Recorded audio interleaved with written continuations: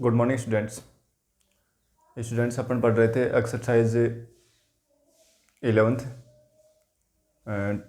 3 dimensional geometry. और उसमें हमने कल की जो क्लास में पढ़ा था वो पढ़ा था एक रेखा की दिक कोसाइंस और दिक कोसाइन और दिक अनुपात, यानी direction cosines and direction ratios अपन ने पढ़े थे। उनसे संबंधित कुछ क्वेश्चन किए थे और वो एक्सरसाइज थी अपनी 11.1, वो अपन ने कंप्लीट कर ली थी। अब आज की क्लास में जो अपन पढ़ेंगे वो पढ़ेंगे एक स्पेस के अंदर और एक लाइन किस प्रकार से उसके समीकरण होते हैं वो अपन पढ़ेंगे। तो आज की जो क्लास होगी वो अपनी लाइन को लेकर के होगी। और लाइन भी कहाँ, प्लेन में लाइन तो हमने पढ़ ली थी, कौन सी 11th क्लास में हमने ये एक्सरसाइज पढ़ ली थी। पूरा एक चैप्टर था 11th क्लास में कि प्लेन के अंदर एक लाइन जो है उसके समीकरण क्या होते हैं, ठीक है, और कैसे वो व्यवहार करते हैं, वो सब बातें अपन ने पढ़ ली थी 11th क्लास में। अब आज की जो क्लास है वो अपनी है स्पेस के अंदर मतलब बात करूँ मैं कि समतल के ऊपर नहीं होगा। जैसे अपना एक मार्कर है और ये मार्कर जो है स्पेस के अंदर है, ये ठीक है ना, किसी भी समतल पर नहीं है।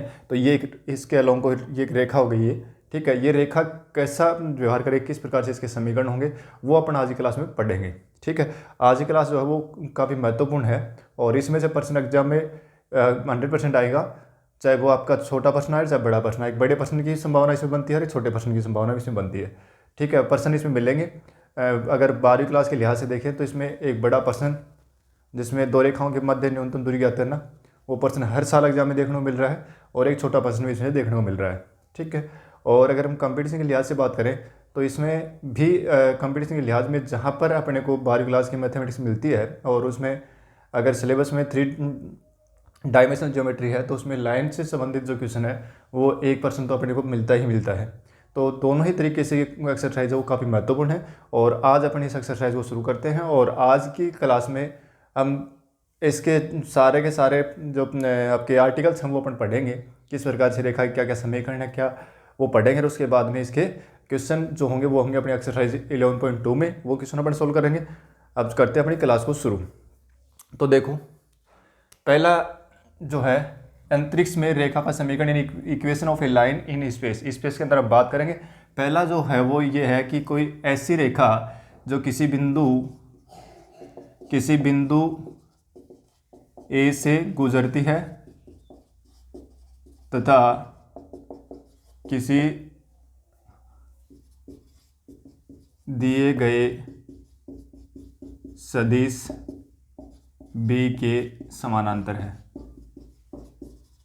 यानी हमें पहला ये दे दिया कि एक ऐसी रेखा जो किसी एक बिंदु से गुजर रही है और कोई एक सदिश है बी उसके वो पैरेलल है, ठीक है। तो उसका समीकरण अपने में लिखना है। देखो क्या है कि अगर हम त्रिविमीय समतल लिखें, देखो ये कोई पॉइंट था अपना ए, ठीक है, और यहाँ से लाइन जो है पास हो रही है इस प्रकार से, ठीक है। ये अपनी लाइन हो गई एल, ये एल हो गई। अब कह रहा है कि ये रेखा जो है ए से तो पास हो रही है और कोई एक वेक्टर है, वो वेक्टर अपन ले लेते हैं बी, ये अपना वेक्टर बी है, ठीक है। इस वेक्टर बी के पैरेलल है, ठीक है। तो ये बी के पैरेलल भी हो सकती है, बी के अलोंग भी हो सकती है, ठीक है। दोनों मिल सकते हैं कि बी के पैरेलल हो या बी के अलोंग हो, बी के अनुदिश हो, ठीक है। तो इस रेखा का समीकरण अपने को लिखना है, ठीक है। तो इस रेखा के ऊपर मैं कोई पॉइंट ले लेता हूँ, अपन को एक स्वेच्छ बिंदु ले लेते हैं आर, ठीक है। और उस आर के निर्देशांक एक्स वाई जेड, और ये जो ए है ना इसके निर्देशांक अपने को गिवन होंगे x1 y1 z1, क्योंकि ये तो ए बिंदु तो दे रखा है, ठीक है। तो इस ए के स्थिति सदिश में लिखूँ तो वो क्या हो जाएगा, वेक्टर ए, और अगर इस आर का स्थिति सदिश लिखूँ तो वेक्टर आर, ठीक है। तो उस स्थिति में इस रेखा का सदिश समीकरण जो होगा, दो रूप में पढ़ेंगे हम, सदिश रूप में यानी वेक्टर फॉर्म में जो होगा सदिश रूप में रेखा का समीकरण, वो क्या हो जाएगा, वेक्टर आर बराबर ए प्लस लेमडा बी। ए कौन है, जहाँ ए है बिंदु ए का पोजीशन वेक्टर और बी जो है वो एक वेक्टर जो आपको दे रखा है जिसके पैरेलल वो लाइन है, ठीक है। बी वेक्टर दे रखा है जिसके पैरेलल ये लाइन है, ठीक है। तो इस लाइन का जो इक्वेशन वो ये हो जाएगा। अगर कार्तीय रूप में लिखें तो कार्तीय रूप में यानी कार्टेशियन फॉर्म में अगर लिखें तो कार्टेशियन फॉर्म में क्या होगा, इसका समीकरण हो जाएगा x minus x1 upon A is equal to Y minus Y one upon B is equal to Z minus Z one upon C, जहाँ x1 y1 z1 तो वो पॉइंट है ए जहाँ से रेखा पास हो रही है, और ए बी सी जो है ना वो जिस वेक्टर के लाइन पैरेलल है उस वेक्टर के और डायरेक्शन रेशियोज हैं, दिक् अनुपात हैं उसके। ठीक है, हो सकता है आपको वेक्टर बी के डायरेक्शन कोसाइंस भी दिए हों, दिक् कोजाएं भी दे रखी हों, तो कोई दिक्कत नहीं है, दिक् कोजाओं के लिए यहाँ ए बी सी की जगह पर एल एम एन हो जाएगा। ठीक है, तो ये था अपना कि किसी एक बिंदु ए से जो कोई रेखा गुजर रही है और सदिश बी के वो रेखा पैरेलल है। दूसरा पढ़ते हैं कि दो बिंदुओं से गुजरने वाली रेखा, दो बिंदुओं से गुजरने वाली रेखा क्या होगा, a line passing through two point से, अगर उस लाइन का अगर हमें एक इक्वेशन लिखना हो, एक लाइन है जो दो पॉइंट से पास हो रही है, ठीक है, तो उस लाइन का अगर हमें इक्वेशन लिखना हो तो वो कैसे लिखेंगे। देखो वही मैं तरीका बनाता हूँ, कोई अपन वो बनाते हैं, त्रिविमीय निर्देश तंत्र बनाते हैं। ठीक है, और हमने दो पॉइंट ले लिए, एक तो पॉइंट अपना ये ए ले लिया और दूसरा पॉइंट अपने चलो यहाँ ले लेते हैं बी। ठीक है, और एक लाइन अपनी ऐसी है जो इन दोनों पॉइंट से पास हो रही है, ये अपनी लाइन हो गई एल। इस लाइन एल का अपने को इक्वेशन लिखनी है। ठीक है, अपने को गिवन क्या है, ए और बी दो पॉइंट गिवन है, तो ए के पोजीशन वेक्टर जो है वो तो क्या हो जाएंगे, वेक्टर ए, और बी का पोजीशन वेक्टर है वो हो जाएगा वेक्टर बी। ठीक है, और अपनी तरफ से इस लाइन पर कहीं पर भी एक पॉइंट और ले लेंगे अपन आर। ठीक है, उस आर का पोजीशन वेक्टर जो है वो क्या हो जाएगा, स्मॉल आर हो जाएगा। ठीक है, अब अगर हम इस लाइन का इक्वेशन लिखना चाहें तो वही दोनों फॉर्म सदिश फॉर्म में अगर लिखें सदिश रूप में, तो सदिश रूप में क्या हो जाएगा, वेक्टर आर बराबर ए प्लस ए लेमडा बी माइनस ए। ठीक है, बी में से ए को माइनस करना है, लेमडा जो है ये कोई आपका प्राचल है, यानी कोई कांस्टेंट राशि है, ये कोई निश्चित नहीं है, कोई भी चेंज मान यहाँ से ले सकती है। ठीक है, तो लेमडा यहाँ पर एक प्राचल है, और अगर हम कार्तीय रूप में देखें, कार्तीय फॉर्म रूप में यानी कार्टेशियन फॉर्म अगर लिखें तो वो क्या होगी, x माइनस x1, ये x कौन से x1 ये जो पॉइंट ए है इसके कोऑर्डिनेट तो x1 y1 z1 है, और पॉइंट बी के कोऑर्डिनेट हैं x2 y2 z2, और इस आर्क के कोऑर्डिनेट हैं x y और z। ठीक है, तो ये x1 y1 z1 x2 y2 z2 ये तो अपने को दिए होंगे, तो क्या हो जाएगा, इसका कार्टेशियन फॉर्म में अगर समीकरण लिखे तो क्या होगा, x minus x one upon x2 minus x1 equal to y minus y1 upon y2 minus y1 और z minus z1 upon z2 minus z1। ठीक है, ये हो गया दो बिंदु से जाने वाली रेखा का कार्तीय समीकरण, और ये हो गया दो बिंदु से जाने वाली रेखा का सदिश समीकरण। ठीक है, तो चार समीकरण ये हो गए, एक बिंदु से जाने वाली रेखा के दो समीकरण सदिश और कार्तीय, दो बिंदु से जाने वाली रेखा का सदिश और कार्तीय। ठीक है, अब तीसरा जो है वो है दो रेखाओं के मध्य कोण, दो रेखाओं के मध्य कोण, दो रेखाओं के मध्य कोण अगर आपको निकालना है, ठीक है, एंगल बिटवीन टू लाइन से अगर वो निकालना तो आप कैसे निकालेंगे। ठीक है, तो उसके लिए देखो मैं क्या कर रहा हूँ, दो रेखा अपने पास एक तो ये है, जैसे वेक्टर आर बराबर a1 प्लस लेमडा b1, और दूसरी रेखा आर बराबर a2 प्लस म्यू b2, ये दूसरी रेखा हो गई, और इन दोनों रेखाओं के बीच का कोण निकालना है, तो सीधी सी बात है, इस रेखा के पैरेलल कोई वेक्टर b1 है और इस रेखा के पैरेलल कोई वेक्टर b2 है, तो इन दोनों रेखाओं के बीच का कोण निकालना है। इसका मतलब दोनों वेक्टर जो है वो उनके बीच के कोण के बराबर ही होगा। भाई देखो दो रेखा हो गई, एक रेखा ये हो गई और एक ये हो गई, इनके बीच का कोण निकालना है, तो एक वेक्टर इसके पैरेलल तो ये हो गया और इसके पैरेलल ये हो गया, तो सीधी सी बात है ये वेक्टर जो है जो इन रेखाओं के बीच का कोण बनेगा वही इन वेक्टर के बीच का कोण बनेगा। तो यहाँ पर क्या हो गया कि दोनों सदिशों के बीच का कोण निकालना है, यानी दोनों रेखाओं के बीच का कोण निकालने का मतलब ये हुआ कि इन दोनों सदिशों के बीच का कोण निकालना है। तो वो क्या हो जाएगा, cos theta is equal to b1 dot b2 बटे मोड ऑफ b1 और मोड ऑफ b2 और फिर पूरे का मॉडुलस। ये तो आ गया कौन से रूप में, सदिश रूप में। अगर कार्तीय रूप में लिखेंगे सदिश फॉर्म होगी तो ठीक है कि सदिश रूप में अगर रेखा दे रखी तो उस समय दोनों रेखाओं के बीच का कोण निकालना।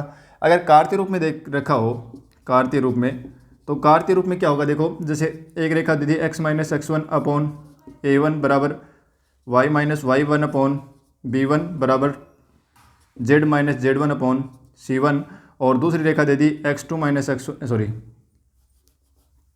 x minus x2 upon A2 और y minus y2 upon B2 और z minus z2 upon C2। यानी ये एक बिंदु से जाने वाली रेखा जिसके दिक् अनुपात A1 B1 C1 है, ये दूसरे बिंदु से जाने वाली रेखा, कोई एक बिंदु और है कोई, ठीक है, उससे जाने वाली रेखा A2 B2 C2, उसके दिक् अनुपात हो गए, ठीक है। तो इनके बीच का कोण अगर निकालेंगे तो वो क्या आएगा, cos theta is equal to A1 A2 plus B1 B2 plus C1 C2 बटे root of A1 square plus B1 square plus C1 square और into root of A2 square plus B2 square plus C2 square और फिर पूरे का modulus, ठीक है। तो ये दो रेखाओं के बीच में कार्तीय रूप में अगर दो रेखा दे रखे तो उनके बीच का कोण निकालना, तो ये फॉर्मूला अपने को ध्यान में रखना है, ठीक है। अगर यहाँ पर ये तो A1 B1 C1 A2 B2 C2 क्या हो गए, दोनों रेखाओं के दिक् अनुपात हो गई। अब दिक् कोजाएं भी दे रखी होती हैं, अगर ये L1 M1 N1 L2 M2 N2 दे रखा हो, दिक् कोजाएं दे रखे तो भी कोण निकालने का फॉर्मूला ये होगा L1 L2 plus M1 M2 plus N1 N2 बटे root of L1 square plus M1 square plus N1 square L2 square plus M2 square plus N2 square. लेकिन दिक् कोजाओं के वर्गों का योग है वो एक होता है, इसलिए नीचे वाली ये दोनों राशियां वो क्या हो जाएंगी, उसमें एक हो जाएंगी। तो दिक् कोजा दे रखी होगी तो उस स्थिति में केवल cos थीटा बराबर क्या आ जाएगा, L1 L2 plus M1 M2 plus N1 N2, ठीक है। तो ये अपने को ध्यान में रखना है, बाकी क्वेश्चन में हम करेंगे जब ये चीज़ और क्लियर हो जाएंगी। तो अपने पास अभी तक कितने फॉर्मूले हो गए, 1 2 3 4 5 और 6 सूत्र अपने पास हो गए। अब देखो आगे वाला जो सबसे महत्वपूर्ण है वो अपन आगे देखते हैं।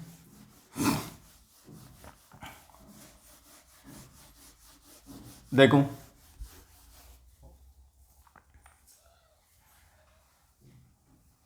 ये है दो रेखाओं के दो विषमतलीय रेखाओं के मध्य न्यूनतम दूरी, न्यूनतम दूरी, ठीक है, shortest distance between two lines.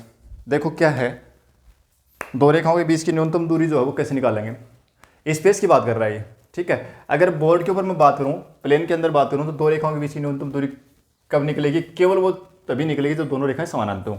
कहाँ, बोर्ड के ऊपर, यानी प्लेन तल के ऊपर अगर बात हो, यानी तल के अंदर अगर दो रेखा हो तो इनके बीच की न्यूनतम दूरी या बीच की दूरी एक ही आएगी, ठीक है ना। वो न्यूनतम दूरी नहीं, वो दूरी क्योंकि सभी जगह बराबर ही होगी, दो लाइन अगर पहले लें तो उनके बीच की दूरी सभी जगह बराबर होगी, तो दो रेखाओं के बीच की न्यूनतम दूरी ये आएगी, ठीक है। अगर दो रेखा समानांतर है तो कब, जब बोर्ड के ऊपर, ठीक है ना।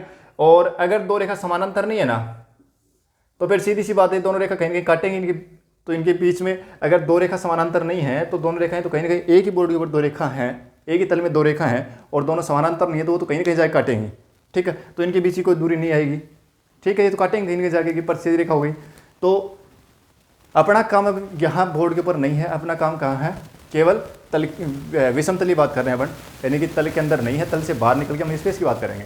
अब देखो स्पेस में कैसी घटना बनेगी, देखो एक तो अपने पास ये हुआ, अब एक रेखा तो ये, ठीक है, और दूसरी रेखा को ये हो गई इस तरीके से। अब देखो सीधी सी बात है, इन दोनों रेखा, एक रेखा इधर है, ये एक इधर है, दोनों कहीं नहीं काटेंगे, तो इस साइड चली जाएगी, इस साइड चली जाएगी, ये जो है वो इस साइड चली जाएगी, नीचे साइड चली जाएगी। अब कहीं नहीं काटेंगे ना एक दूसरे को, तो इनके बीच की दूरी निकालनी है, तो बीच की दूरी यानी कम से कम दूरी कहाँ होगी, तो ये दोनों रेखाएं इनके बीच की जो न्यूनतम दूरी होगी वो दूरी अपने को निकालनी है। और वो दूरी कैसे निकालेंगे, वो अपने एक सूत्र तैयार करेंगे और उसको हम प्रयोग नहीं करेंगे, उसको केवल याद रखेंगे, ठीक है।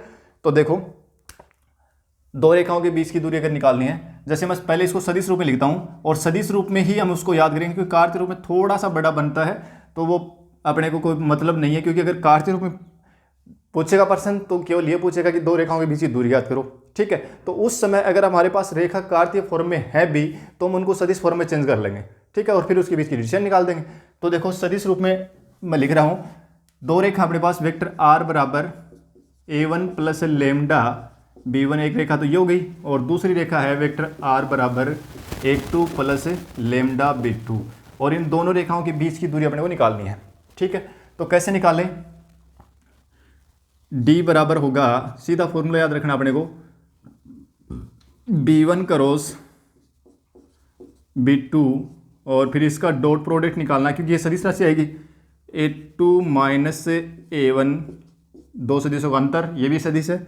इनके साथ में इसका अदिश गुणनफल निकालना है और फिर बट्टे में क्या आ जाएगा, mode of B1 cross B2, ठीक है, और फिर इसका मॉडुलस। बस ये फॉर्मूला अपने को याद रखना है कि दो सदिश, दो रेखाएं, जहाँ एक रेखा तो ये होगी, दूसरी रेखा ये होगी। अब B1 तो इस रेखा के समानांतर कोई सदिश है, B2 इस रेखा के समानांतर कोई सदिश है, A1 वो बिंदु है जहाँ से रेखा गुजर रही है, A2 वो बिंदु है जहाँ से दूसरी रेखा गुजर रही है, ठीक है। और इनके बीच की न्यूनतम दूरी निकालनी है तो वो फॉर्मूला हो जाएगा B1 cross B2 dot A2 minus A1 बटे B1 क्रॉस B2 का मॉडुलस और फिर पूरे का मॉडुलस, ठीक है। अगर यही दोनों रेखा अभी एक ही तल में होंगी, मतलब विषमतलीय है तो समानांतर तो नहीं होंगी, ठीक है ना। हालांकि विषमतलीय अगर है तो समानांतर हो सकती है, दोनों कंडीशन बन सकती है, जैसे एक तो ये हो गई और दूसरी इसी के ऊपर दूसरी आ गई, ठीक है, ये भी हो सकती है। तो इनके बीच का अगर वो दूरी निकालनी हो, एक विषमतलीय रेखा है और दोनों क्या हो, समानांतर हो, तो इनके बीच की दूरी निकालनी हो तो उस स्थिति में क्या होगा।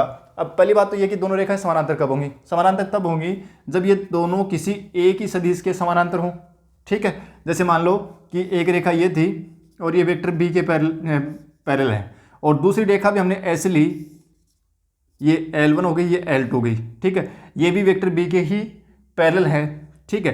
तो उस स्थिति में इन दोनों रेखाओं के बीच की दूरी निकालनी है क्योंकि दोनों एक ही रेखा के पैरेलल हैं, इसलिए आपस में पैरेलल होंगी, तो दो समानांतर रेखा हो गई। तो यह अगला जो अपना टॉपिक है वो यह है कि दो समानांतर रेखाओं के मध्य, दो समानांतर रेखाओं के मध्य न्यूनतम दूरी या मध्य दूरी, ठीक है। और वो क्या हो जाएगी, D बराबर हो जाएगी vector B cross A2 minus A1 और फिर बटे में वेक्टर B का मॉडुलस और फिर पूरे का मॉडुलस। अगर दो रेखा समानांतर है तो उस समय ये B1 और B2 तो क्या हो जाएंगे, B बढ़ जाएंगे, क्योंकि दोनों रेखा अगर समानांतर होंगी तो सीधी सी बात है B1 और B2 जो हम वो समानुपाती आएंगे या बराबर आएंगे, ठीक है। तो समानुपाती आएंगे तो हम दोनों को बराबर बना लेंगे और नहीं दोनों बराबर मिलेंगे, ठीक है। समानुपाती आएंगे तो उसमें से जो कॉमन आ रहा है ना उसको, जैसे लेमडा हो चाहे म्यू हो, एक को म्यू लिख देते हैं, ठीक है ना, इसमें मिला देंगे उसको, क्वेश्चन आएंगे तो करेंगे अपन, ठीक है। तो यहाँ पर अपने को सूत्र याद रखना कि दो समानांतर रेखाओं के बीच की दूरी ज्ञात करनी है तो ये होगी, ठीक है। अब देखो ये दो रेखाओं के बीच की दूरी वाली बात होगी। अब एक पीछे थोड़ा सा हमने चीज छोड़ दी, जब दोनों रेखाओं के बीच की कोण पूछा था ना, वहाँ निकाला था, वहाँ पर हमने लंबवत और समानांतर होने की कंडीशन छोड़ दी। देखो दो रेखा वेक्टर R बराबर A1 प्लस लेमडा B1 और दूसरी रेखा वेक्टर R बराबर A2 प्लस लेमडा B2, ये दो रेखा हैं और ये दोनों रेखा जो हैं ये लंबवत होने की कंडीशन। तो सबसे पहले तो जैसे ये L1 है और ये L2 है, तो इन दोनों के लंबवत होने की कंडीशन अगर देखें कि दोनों लंबवत कब होंगी, तो ये लंबवत कब होंगी, जब ये दोनों सदिश आपस में लंबवत हों, ठीक है। और दो सदिश लंबवत कब होते हैं, जब उनका अदिश गुणनफल जो है वो क्या होता है, 0 होता है। तो ये अगर B1 डॉट B2 अगर 0 आता है कि दो सदिशों का अदिश गुणनफल अगर 0 आ गया तो दोनों सदिश के आपस में, दोनों रेखाएं के आपस में लंबवत हैं, ठीक है। अगर L1 और L2 की पैरेलल की बात करें तो सीधी सी बात है कि B1 और B2 क्या होंगे, सरेख होंगे, या यूं कह दो कि इनके जो अदिश घटक है ना वो समानुपाती होंगे। तो जैसे इसके अदिश घटक मैं ले लेता हूँ A1 B1 C1 और इसके लेता हूँ A2 B2 C2, तो A1 अपॉन A2 बराबर B1 अपॉन B2 बराबर C1 अपॉन C2। तो इसके अदिश घटक जो हैं वो समानुपाती होंगे, तब ये दोनों आपस में समानांतर होंगे, ठीक है। और अगर कार्य के रूप में बात करें तो x माइनस x1 अपॉन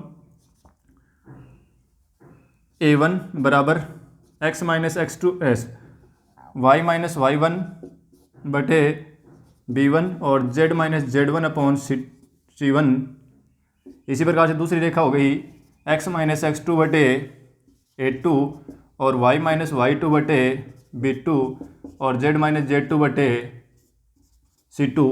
तो इनके बीच का, अगर दोनों रेखाओं के बीच का अगर कोण निकालना है तो, या लंबवत होने की जो प्रतिबंध देखें कि दोनों रेखाएं लंबवत कब होंगी, जब इनके जो दिक् अनुपात है, दिक् अनुपातों का गुणनफल क्या हो, A1 A2 plus B1 B2 plus C1 C2, ये क्या आ जाए, 0 आ जाए।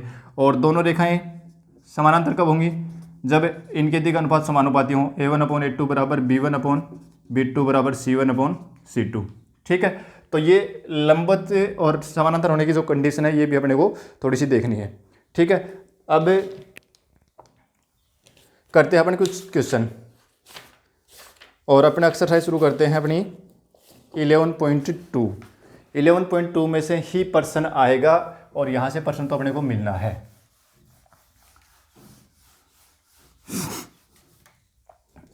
देखो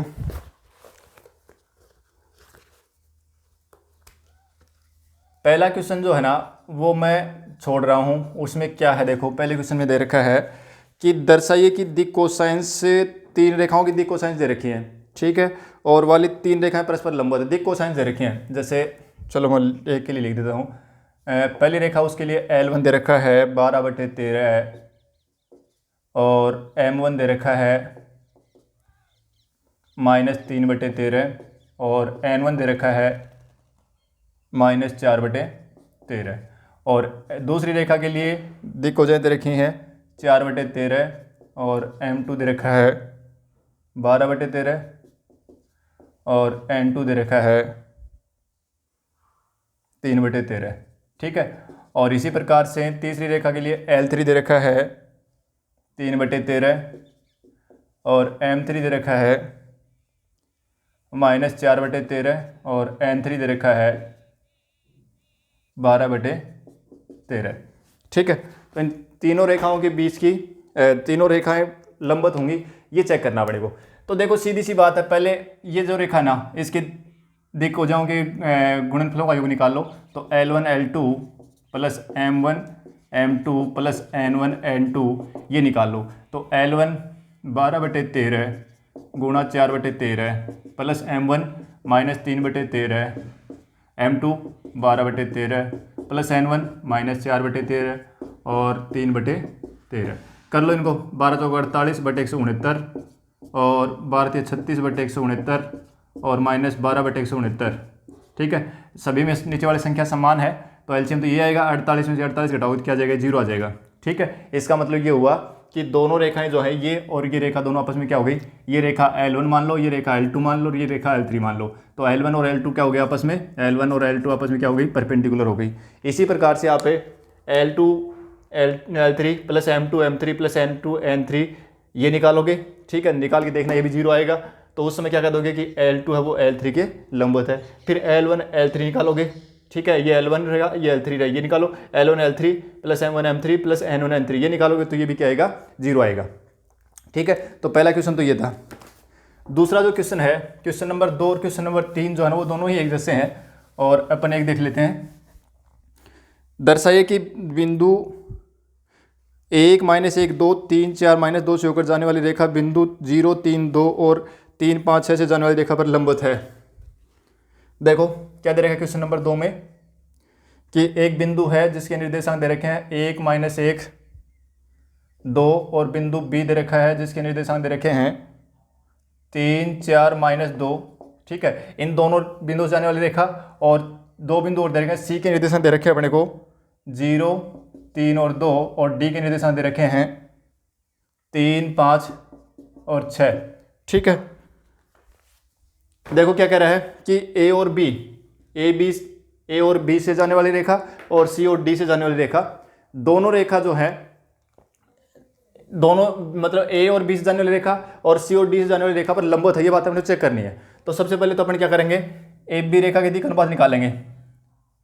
ए बी रेखा के दिक् अनुपात को अपन शॉर्ट में डायरेक्शन कोसाइंस लिखते हैं, तो यानी कि डायरेक्शन रेशियोज लिखते हैं, तो मैं इसको डी आर लिखूंगा। ठीक है, और क्या जाएगा, दूसरे में से पहला वाला घटा दो, 2 5 और -4 और इसी प्रकार से सी डी के डी आर क्या हो जाएंगे 3 और 2 और 4। ठीक है, अब क्या करना अपने को, अब ये तो हो गया आपके A1 B1 C1 और ये हो गए A2 B2 C2। भाई पहली रेखा की दिक् अनुपात ये आ गए और दूसरी रेखा की दिक् अनुपात ये आ गए। हमें क्या निकालना है, A1 A2 plus B1 B2 plus C1 C2 ये निकालेंगे। तो A1 का मान कितना है 2, A2 का मान कितना है 3 प्लस B1 का मान 5, B2 का मान 2 प्लस C1 का मान -4 और C2 का मान 4। तो ये हो गया 6 + 10 - 16। तो 16 - 16 बराबर क्या हो गया 0। इसका मतलब क्या हुआ कि ए बी जो रेखा है वो लंबवत है किसके ऊपर, सी डी पर। यही बात अपने को चेक करनी थी।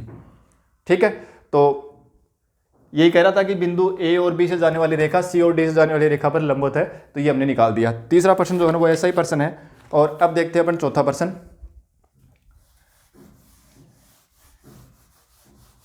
चौथा प्रश्न जो है वो क्या है,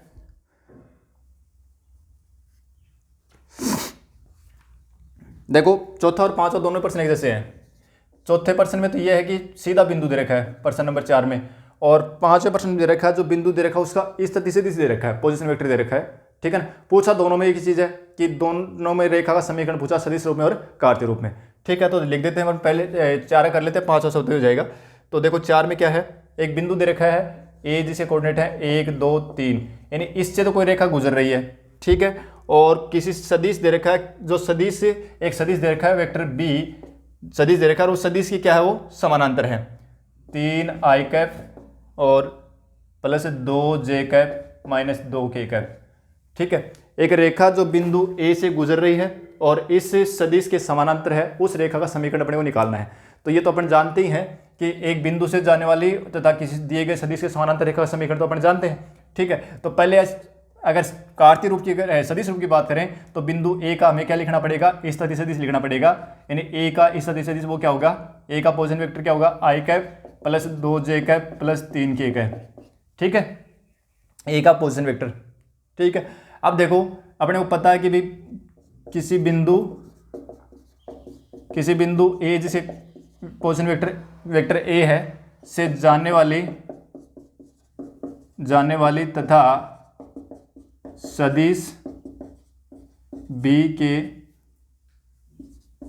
समानांतर रेखा का समीकरण क्या होता है, वो होता है वेक्टर आर बराबर ए प्लस लेमडा बी। ये तो होता है। तो वेक्टर आर बराबर क्या हो जाएगा, ए का मान कितना है i cap +2 j cap +3 k cap plus lambda B का मान कितना है 3 i cap +2 j cap -2 k cap. ठीक है, ये तो आ गया इसका सदिश रूप। और अगर ये कहे कि इसका कार्तीय रूप लिखो, ठीक है ना, ये सदिश रूप हो गया। अब इसी का कार्तीय रूप हम लिख सकते हैं। कार्तीय रूप के लिए क्या करेंगे कि अगर कार्तीय रूप लिखना है ना आपको, तो कार्तीय रूप में 2 तरीके हैं, या तो यही शुरू कर दो, तो देखो कार्तीय रूप लिखेंगे तो यहाँ से अगर लिखूँ तो मैं ये तो हो जाएगा आपका x1, कार्तीय रूप में रेखा समीकरण क्या होता है x - x1/a, y - y1/b और z - z1/c, जहाँ x1 y1 z1 वो बिंदु है जहाँ से रेखा जा रही है, और a b c उस सदिश के दिक् अनुपात जिसके समानांतर वो रेखा है। ठीक है, तो ये b इसी के समानांतर है रेखा, तो दिक् अनुपात यानी a का मान 3, b का मान 2 और c का मान तो -2 ही आ जाएगा। a b c का मान तो यहाँ से मिल गया और x1 y1 z1 का मान यहाँ से मिल गया, तो अपन रेखा का समीकरण लिख देंगे। तो रेखा समीकरण क्या हो जाएगा x - 1/3 और y - 2/2 और z - 3/-2, ये रेखा का कार्तीय समीकरण हो गया और ये हो गया सदिश समीकरण। ठीक है, अब इसी में अगर आपसे ये कह दे कि भी कार्तीय सदिश समीकरण दे रखा है और इसको कार्तीय में चेंज करना है, ठीक है, ये तो मैंने अलग से लिख दिया। ठीक है, अगर आप सदिश से ही कार्तीय बनाना चाहते हैं, ठीक है, चलो मैं यही से करता हूँ। ये जो सदिश समीकरण है ना, इससे अपन बनाना चाह रहे हैं कार्तीय समीकरण लिखना चाह रहे हैं, तो उस समय कार्तीय समीकरण लिखना, तो उस समय क्या करना है, जो वेक्टर आर है ना उसको आप x i cap +y j cap +z k cap लिख देना। ठीक है, और बाकी का यूं को यूं i cap +2 j cap +3 k cap, और चलो इसको भी यूं कर देते हैं। देखो इनमें दोनों एक, ये भी एक सदिश है, ये भी एक सदिश है। ठीक है, लेमडा इसके साथ में गुणा में है, तो इनमें दोनों में को अगर हम जोड़ें i कॉमन लेंगे तो क्या जाएगा, देखो i कॉमन लेंगे तो 1 + 3 लेमडा इंटू i कैप। ठीक है, और +2 लेमडा 2 + 2 लेमडा इंटू जे कैप, और 3 - 2 लेमडा इंटू के कैप। ठीक है, ये आ गया। अब देखो अपने को क्या करना है कि दोनों, ये भी एक सदिश है, ये भी एक सदिश है, दोनों सदिश समान सदिश हैं, तो इनके जो अदिश घटक हैं वो क्या होंगे, बराबर होंगे। मतलब x बराबर क्या हो गया 1 + 3 लेमडा, और यहाँ से अगर लेमडा का मान निकालेंगे तो लेमडा बराबर क्या हो जाएगा, 1 इस साइड घट जाएगा और बटे में 3। इसी प्रकार से यहाँ y बराबर कितना हो जाएगा, भाई j का अदिश घटक यहाँ y है और यहाँ ये, तो 2 + 2 लेमडा, और यहाँ से लेमडा का मान निकालेंगे तो y - 2/2, और जेड बराबर क्या हो जाएगा 3 माइनस 2 लेमडा, और यहाँ से लेमडा का मान निकालेंगे तो जेड माइनस 3/2, ठीक है, और -2 आएगा ये, ठीक है। अब देखो तीनों में ही ये भी लेमडा के बराबर है, ये भी लेमडा के बराबर है, ये भी लेमडा के बराबर है, इसका मतलब आपस में बराबर होंगे, तो x माइनस 1/3 y माइनस 2/2 और z माइनस 3/-2। देखो देखिए ये समीकरण और ये समीकरण बराबर हैं क्या, देखो देखिए, ठीक है। तो हम सीधा भी लिख सकते हैं, जब आपको बिंदु और सदिश दे रखा है तो एक बिंदु से जाने वाले और सदिश के समानांतर रेखा का समीकरण सीधा कार्तीय रूप में ऐसे लिख सकते हैं, या अगर हम सदिश रूप में लिखें तो फिर उसको हम कार्तीय में इस प्रकार से भी बदल सकते हैं, ठीक है। और अगर कार्तीय दे रखा हो तो कार्तीय दे रखा और उसको सदिश में बदलना हो तो सीधी सी बात है, यहाँ पर जो x में से जो घट रहा है ना x y z में से, इनके चिन्ह बदल के लिख देना, वो तो बनेगा आपका a। जैसे यहाँ 1 है तो इसका चिन्ह बदलेंगे, -1 है ना, तो प्लस का 1 2 3, तो i का प्लस 2j का प्लस 3k का, ये तो बनेगा आपका a, वो तो बिंदु जहाँ से रेखा गुजर रही है। और यहाँ से बनेगा b बराबर क्या हो जाएगा 3i का प्लस 2j का प्लस -2k का। और सदिश समीकरण लिखना है तो वेक्टर r बराबर a प्लस लेमडा b, ठीक है। तो दोनों तरीके बता दिए मैंने कि अगर सदिश रूप से कार्तीय रूप में बनना है तो इस तरीके से बना दो, और अगर कार्तीय रूप दे रखा है तो कार्तीय रूप से सीधा सदिश रूप में लिखना है तो इस तरीके से लिख दो।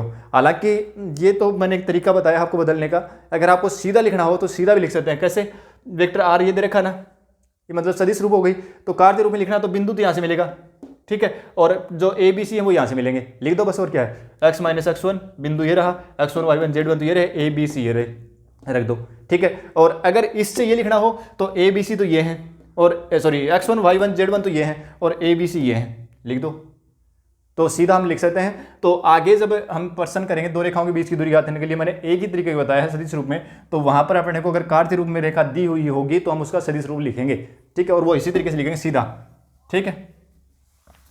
तो ये थे अपने 4-5 क्वेश्चन हो गए। अब देखो आगे का क्वेश्चन और करते हैं। क्वेश्चन नंबर 6 जो है ना, उस रेखा का कार्तीय समीकरण ज्ञात कीजिए जो बिंदु, देखो इस बार क्या कह रहा है, क्वेश्चन नंबर 6 में एक बिंदु दे रखा है जिससे रेखा गुजर रही है, बिंदु दे रखा -2 4 और -5, यानी उस रेखा का समीकरण कार्तीय समीकरण ज्ञात करना है जो बिंदु -2 4 -5 से गुजरे, और एक रेखा दे रखी है x + 3/3 और y -4/5 बराबर z + 8/6 के समानांतर हो। यानी एक ऐसी रेखा अपने को ज्ञात करनी है जो इस रेखा के तो क्या हो, समानांतर हो, ठीक है, और इस बिंदु से वो जा रही हो। तो देखो यहाँ पर कार्तीय रूप में लिखना ना, तो अपने को x1 y1 तो मिल गए, ये तो x1 y1 z1 तो हो गए, ये तो बिंदु हो गया, ठीक है। और यहाँ से अगर हम बात करें कि रेखा इसके समानांतर है, इसका मतलब इसके दिक् अनुपात जो है वही होंगे, जो रेखा अपने ज्ञात है उसके दिक् अनुपात वही होंगे वो जो इस रेखा के दिक् अनुपात है। तो यहाँ ए बी सी का मान कितना है, a बराबर 3 है, b बराबर कितना है 5 और c बराबर कितना है 6, ये रेखा के दिक् अनुपात तो है, ठीक है। अब देखो